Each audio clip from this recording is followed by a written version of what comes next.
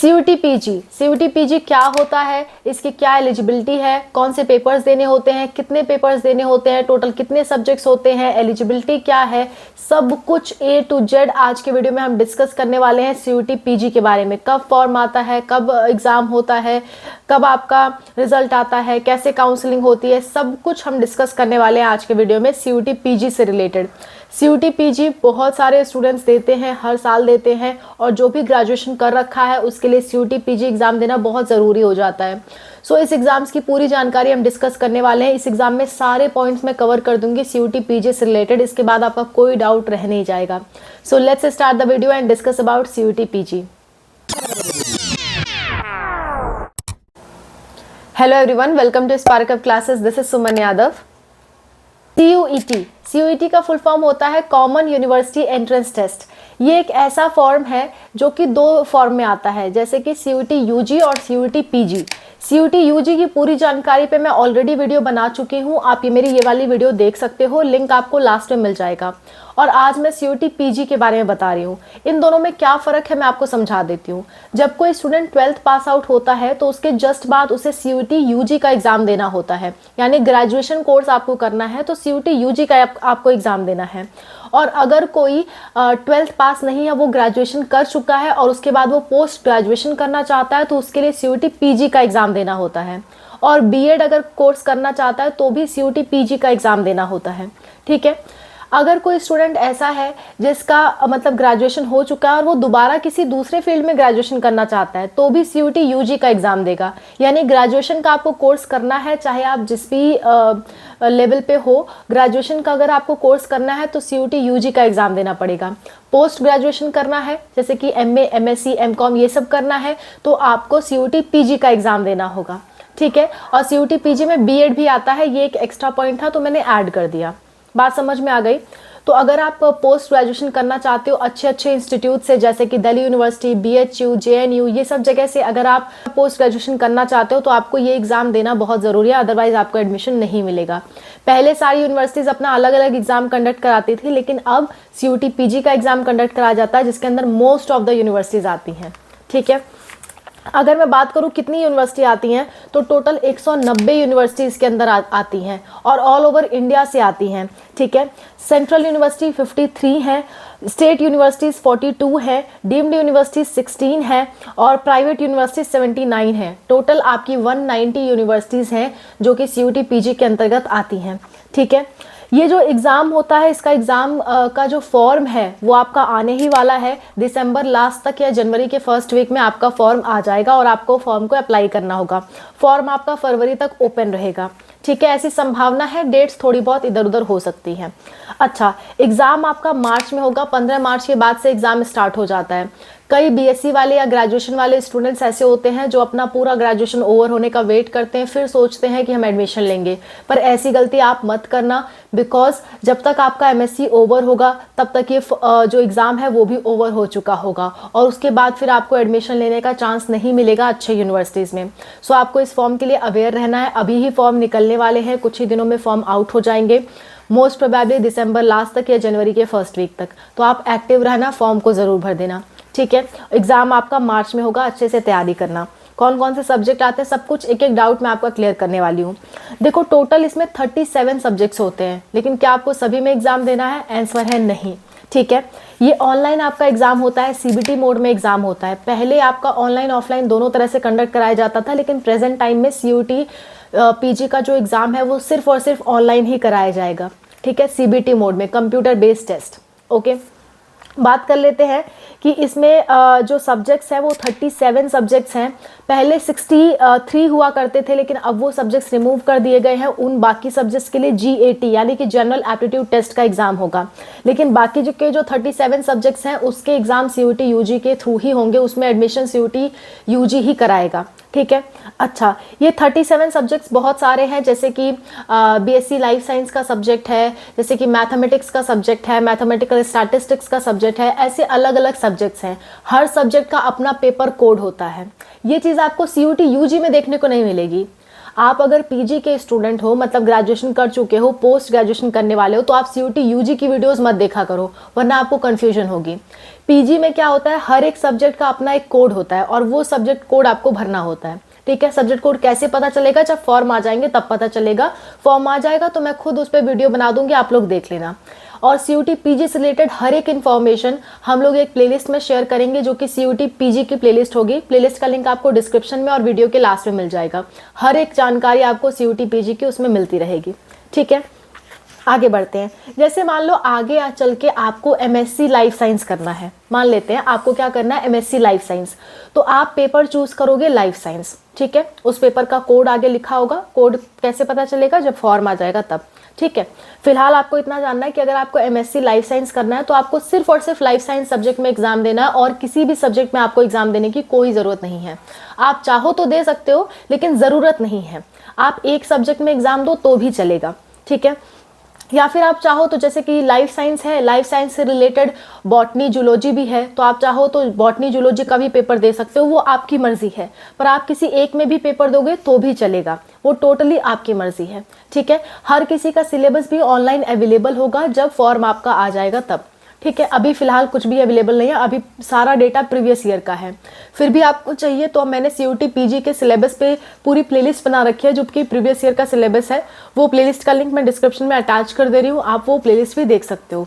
नहीं ढूंढ पाते हो तो यूट्यूब पे टाइप करो सीयूटी पीजी प्लेलिस्ट स्पार्कअप क्लासेस, तो भी आपको मिल जाएगा। फिर भी नहीं ढूंढ पाते हो तो कमेंट्स में मेंशन कर सकते हो, मैं या अनूप सर आपको रिप्लाई ज़रूर दे देंगे। ठीक है, अच्छा, तो आपको किसी एक सब्जेक्ट में ही एग्जाम देना है। सीयूटी यूजी वालों की तरह आपको नहीं करना है कि 4-5 सब्जेक्ट लो या जनरल टेस्ट वगैरह लो, ये सब काम आपको नहीं करना है। आपको सिर्फ अपने सब्जेक्ट में एग्जाम देना है जो कि आप करने वाले हो पोस्ट ग्रेजुएशन में। ठीक है, अच्छा, आपको अपने सब्जेक्ट का एग्जाम देना है। नेक्स्ट बात करूँ पेपर पैटर्न कैसा होगा, तो 75 क्वेश्चंस आपके आएंगे और सिर्फ आपके ही सब्जेक्ट के क्वेश्चन आएंगे। जैसे आपने लाइफ साइंस चूज किया तो सिर्फ और सिर्फ लाइफ साइंस के ही क्वेश्चन आएंगे, कोई भी बाहर का एक भी क्वेश्चन नहीं होगा। जनरल नॉलेज, लैंग्वेज, ये सब कुछ भी नहीं होगा उसमें, सिर्फ आपके सब्जेक्ट के क्वेश्चन होंगे। ठीक है, कितनी अच्छी बात है। पहले, आज के 2 साल पहले ऐसा नहीं हो रहा था, लेकिन अब ऐसा हो रहा है। ठीक है, टोटल 300 मार्क्स का पेपर होगा। ठीक है, अगर आप एक क्वेश्चन सही करते हो तो 4 नंबर आपको दिए जाते हैं, 4 नंबर दिए जाते हैं। अगर आप एक गलत कर देते हो तो -1 काट लिया जाता है आपका। ठीक है, अगर क्वेश्चन अटेम्प्ट नहीं करते हो तो 0 मार्क्स दिए जाएंगे। क्लियर, आगे बढ़ते हैं। फॉर्म के फीस की बात कर ले, सो 2 सब्जेक्ट के लिए, मतलब आप चाहे एक सब्जेक्ट चूज करो चाहे 2 सब्जेक्ट चूज करो, जनरल वालों को 1200 रुपए देने पड़ेंगे। ठीक है, for up to 2 test paper, चाहे एक चूज करो चाहे 2, आपको 1200 रुपए देने पड़ेंगे। लेकिन 2 से ज्यादा चूज करते हो, मान लो 3 चूज करते हो, तो 600 रुपए एक्स्ट्रा देना होगा, यानी 1200 + 600। ठीक है, आप एक और ऐड करते हो तो 1200 + 600 + 600 यानी कि 2400। ऐसे ऐसे करके जितना सब्जेक्ट आप ऐड करते हो उसी हिसाब से आपको पैसे देने होंगे। मैक्सिमम आप 4 सब्जेक्ट ऐड कर सकते हो, इससे ज़्यादा सब्जेक्ट आप ऐड नहीं कर सकते। ठीक है, आगे बढ़ते हैं। ओबीसी और ईडब्ल्यूएस वालों को 1000 देना होता है और सब्जेक्ट ऐड करने पे 500 रुपए एक्स्ट्रा देने होते हैं। जैसे एक सब्जेक्ट ऐड किया तो 500 और लगेगा, यानी 1500 लगेगा। क्लियर, ठीक है। फिर SC ST और थर्ड जेंडर वालों को अप टू 2 सब्जेक्ट 900 रुपए देने होते हैं, यानी कि एक सब्जेक्ट चूज करो या 2 चूज करो, 900 रुपए देने पड़ेंगे। एक भी सब्जेक्ट एक्स्ट्रा चूज करोगे इसके अलावा, यानी कि 3 सब्जेक्ट चूज कर लिया तो 500 एक्स्ट्रा लगेंगे, यानी 1400 रुपए आपके टोटल लगेंगे। ठीक है, सिमिलरली PWD की बात करें तो 800 रुपए उनका लगता है अप टू 2 सब्जेक्ट्स। एक भी सब्जेक्ट एक्स्ट्रा ऐड करने पे उनको 500 एक्स्ट्रा देने पड़ेंगे। ठीक है, ये प्रीवियस ईयर का मैंने फीस बताया, लगभग सेम फीस आपका इस साल भी रहेगा, लेकिन क्लियरली तभी बताया जा सकता है जब CUT PG का फॉर्म आ जाए। जैसे ही फॉर्म आएगा मैं आपको हर एक टॉपिक पे वीडियो बना करके दूंगी। बस मैंने अभी आपको आइडिया दे दिया कि CUT PG एग्जाम होता क्या है। ये UG से बिल्कुल ही अलग है। UG एग्जाम बहुत कॉम्प्लेक्स है, पर ये एग्जाम कॉम्प्लेक्स नहीं है, ये बहुत ही सिंपल है। जो सब्जेक्ट आपको आगे चल के पढ़ना है उस सब्जेक्ट में एग्जाम दो, एडमिशन पाओ, बात खत्म। ठीक है, जब आप फॉर्म भरोगे, फॉर्म भरते वक्त आपको यूनिवर्सिटी सेलेक्ट करनी होती है। आप चाहे जितनी यूनिवर्सिटी सेलेक्ट करते हो वो आपकी मर्जी है। कोर्सेज सेलेक्ट करने होते हैं। कोर्सेज में आप मतलब बहुत ज़्यादा कोर्स नहीं सेलेक्ट कर पाओगे, आपने जिस सब्जेक्ट में ग्रेजुएशन कर रखा है उसी से रिलेटेड कोर्स आप सेलेक्ट कर पाओगे। ठीक है, आगे बात कर लेते हैं। इसके बाद जब आपका पेपर हो जाएगा, मतलब जब आप फॉर्म भर लोगे, फॉर्म भरने के बाद आपको एक फॉर्म का प्रिंट आउट निकलवा लेना है, यानी कि कंफर्मेशन पेज आपको निकलवा लेना है और वो पेज अपने पास रखना है, वो काउंसलिंग में आपके काम आएगा। ठीक है। और फॉर्म भरते वक्त किन डॉक्यूमेंट्स को आपको ज़रूरत पड़ेगी वो भी मैं आपको बता देती हूँ। फॉर्म भरते वक्त 10th 12th और ग्रेजुएशन की मार्कशीट लगेगी। अगर आप ग्रेजुएशन के फाइनल ईयर में हो, अभी आपकी मार्कशीट नहीं आई है, तो आप अपीयरिंग भर सकते हो, आपको मार्कशीट देने की ज़रूरत फिर नहीं पड़ेगी। ठीक है। उसके बाद फ़ोटो लगेगी। फ़ोटो का बैकग्राउंड वाइट होना चाहिए, लेकिन आपकी फ़ोटो कलर्ड होनी चाहिए। कहने का मतलब आपको मेरे फेस का कलर दिख रहा होगा, मेरे कपड़े का कलर ब्लैक दिख रहा होगा, मेरे फेस का कलर मेरे कलर का दिख रहा होगा। मेरा फेस ब्लैक एंड वाइट तो आपको नहीं दिख रहा ना, ठीक है। तो आपका फेस का कलर आपको नज़र आना चाहिए, और शर्ट का जो भी आपने कपड़ा पहन रखा है उसका कलर आपका नज़र आना चाहिए, और बैकग्राउंड सफ़ेद होना चाहिए। ये ब्लैक एंड वाइट फ़ोटो नहीं कहलाती है, कलर्ड फ़ोटो कहलाती है, बट बैकग्राउंड वाइट। ठीक, आगे बढ़ते हैं। आधार कार्ड आपकी ज़रूरत पड़ेगी। आधार कार्ड आपके मोबाइल नंबर से लिंक होना चाहिए, और आधार कार्ड में सारी डिटेल्स करेक्ट होना चाहिए। ऐसा नहीं कि आपके मार्कशीट से आपका आधार कार्ड मैच ही ना कर रहा हो, नाम कुछ और है, स्पेलिंग कुछ और है। अगर ऐसा है तो उसे अभी सही करवा लो। ठीक है। कास्ट सर्टिफिकेट आपको बनवा के रखना है। 1 अप्रैल 2024 के बाद का कास्ट सर्टिफिकेट होना चाहिए, क्योंकि अभी फॉर्म आ रहे हैं तो आप 2025 का तो बनवा नहीं पाओगे, आपको 2024 का ही बनवा के रखना है, 1 अप्रैल 2024 के बाद का। ठीक है। वही कास्ट सर्टिफिकेट लगेगा ओबीसी और ईडब्ल्यूएस वालों के लिए। एससी एसटी वालों का 2-3 साल पुराना भी चलेगा। ठीक। पीडब्ल्यूडी या अदर कोई स्पेशल कोटा है आपके पास तो उनके सर्टिफिकेट भी ज़रूरी लगेंगे आपके फॉर्म भरते वक्त। क्लियर। इसके बाद क्या होगा, जब आप फॉर्म भर लोगे, सारा पेमेंट वगैरह कर देना है। पेमेंट करते वक्त आपको कुछ बातों का ध्यान रखना है कि आपका पेमेंट करते वक्त नेटवर्क कनेक्शन प्रॉपर हो। नहीं कर पा रहे हो, साइबर कैफ़े वालों से करवाओ। डेबिट कार्ड से पेमेंट करो, और आपका अकाउंट एक्टिव होना चाहिए जिससे आप पेमेंट करने जा रहे हो। प्लस आप लास्ट डेट को पेमेंट मत करो, अदरवाइज पेमेंट फंस जाती है। और पेमेंट सक्सेसफुल होने तक आप उसी पेज पे रहो जिस पेज पे वो मतलब आपको डायरेक्ट कर रहा है। जब भी आप कोई पेमेंट करते हो तो कई सारे पेजेस खुलते हैं, तो आपको बैक नहीं आना है, वो आपको खुलने देना है। कम से कम 10 मिनट तक वेट करना है आपको, फिर जाके आपको बैक करना है, ताकि आपका पेमेंट सक्सेसफुल हो जाए। अदरवाइज पेमेंट करने में बहुत प्रॉब्लम आती है। जो भी वेबसाइट्स एनटीए रिलीज करती है उसमें पेमेंट पे काफ़ी प्रॉब्लम देखी जाती है। इन सब बातों का ध्यान रखोगे तो आपको प्रॉब्लम नहीं होगी। ठीक है। पेमेंट करने के बाद आपका फॉर्म सबमिट हो जाएगा। फॉर्म सबमिट होने के बाद कंफर्मेशन पेज निकाल करके रख लेना, वो आपके काउंसलिंग में काम आएगी। ठीक। इसके बाद आपका जब एग्ज़ाम होने वाला होगा उसके 10-15 दिन पहले सिटी इंटीमेशन स्लिप आती है। सिटी इंटीमेशन स्लिप का सीधा सा मतलब होता है कि उसमें आपका एग्ज़ाम सेंटर मेंशन होगा, यानी कि जहां आपका एग्ज़ाम पढ़ने वाला है। जैसे मान लो मैं यूपी से हूँ, गोरखपुर एग्ज़ाम पढ़ने वाला है, तो उसमें लिखा रहेगा यूपी गोरखपुर, लेकिन ये नहीं लिखा रहेगा गोरखपुर में कहाँ एग्ज़ाम होगा, गोरखपुर में एग्जैक्टली कहाँ होगा, ये उसमें नहीं लिखा रहेगा। उसके लिए आपका एडमिट कार्ड आएगा। जिस दिन भी आपका एग्ज़ाम होगा उसके कम से कम 3 दिन पहले एडमिट कार्ड आ जाता है। उस एडमिट कार्ड में मेंशन होगा कि आपका एग्ज़ाम सेंटर एग्जैक्टली कहाँ पढ़ने वाला है, कंप्लीट एड्रेस दिया होगा, टाइमिंग वगैरह सब कुछ दी होगी। ठीक है। सो उस हिसाब से आप मतलब जा सकते हो और वहाँ पे पेपर अटेंड कर सकते हो। पेपर अटेंड करते टाइम आपको मतलब जब एग्ज़ाम सेंटर पे जाओगे तो आपको 3 चीज़ों की ज़रूरत है, एडमिट कार्ड, फ़ोटो और आपका आधार कार्ड। ये 3 चीज़ें आपको लेकर के जाना होगा, और प्रॉपर ड्रेस कोड फॉलो करना होगा। जैसे एग्ज़ाम क्लोज आएगा ड्रेस कोड पे मैं आपके लिए वीडियो बना दूंगी। क्लियर। नेक्स्ट इसके बाद क्या होगा, इसके बाद आप एग्ज़ाम देकर के आ जाओगे, आपकी काउंसलिंग, आपका रिजल्ट आएगा, फिर आपकी काउंसलिंग स्टार्ट होगी। काउंसलिंग कुछ यूनिवर्सिटीज़ अपना पहले ही स्टार्ट कर देती हैं, भले आपका रिजल्ट आया हो या ना आया हो। जैसे कि बीएचयू, डीयू, ये अपनी काउंसलिंग पहले ही स्टार्ट करा देती हैं। और हर एक यूनिवर्सिटी की अलग अलग काउंसलिंग होती है। काउंसलिंग के फॉर्म भरने पड़ते हैं, फीस देनी पड़ती है। जैसे मान लो आपको बीएचयू में काउंसलिंग करानी है तो 200-300 रुपये फीस लगेगी।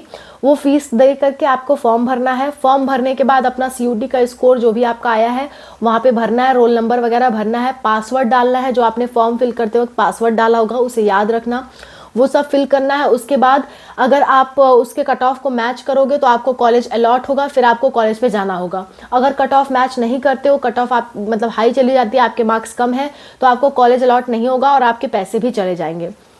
सोच समझ के आपको काउंसलिंग करवानी है। काउंसलिंग के लिए हम लोग कंप्लीट गाइडेंस आपको देंगे, आप प्लेलिस्ट सेव करके रखना। मैंने आपको पूरा एक ओवरऑल आइडिया दे दिया कि सीयूटी पीजे का एग्ज़ाम कैसे होता है और उसका पूरा प्रोसेस क्या होता है। अच्छा, जब आपको कॉलेज मिल जाएगा तो कुछ डॉक्यूमेंट्स आपको कॉलेज पे लेकर के जाने होंगे। वो कौन कौन से डॉक्यूमेंट्स हैं 1 बाय 1 मैं डिस्कस कर देती हूँ। 10th 12th की मार्कशीट प्लस ग्रेजुएशन की मार्कशीट, क्योंकि तब तक आपकी मार्कशीट आ चुकी होगी, वो मार्कशीट। और अगर मान लो नहीं आई है तो अंडरटेकिंग फॉर्म देना होता है कि हम इतने महीने में आपकी मार्कशीट जमा कर देंगे।